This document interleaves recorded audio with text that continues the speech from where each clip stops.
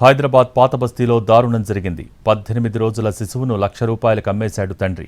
తల్లి ఫిర్యాదుతో కేసు నమోదు చేసి 24 గంటల్లోపే శిశువును రెస్క్యూ చేసి తల్లికి అప్పగించారు పోలీసులు.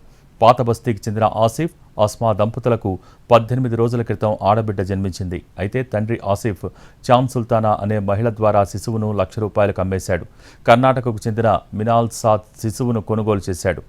తల్లి అస్మా ఫిర్యాదుతో కేసు నమోదు చేసి విచారణ చేపట్టారు పోలీసులు. నిందితులు చాంద్ సుల్తానా, మినాల్ సాదులను అదుపులోకి తీసుకుని దర్యాప్తు చేస్తున్నారు.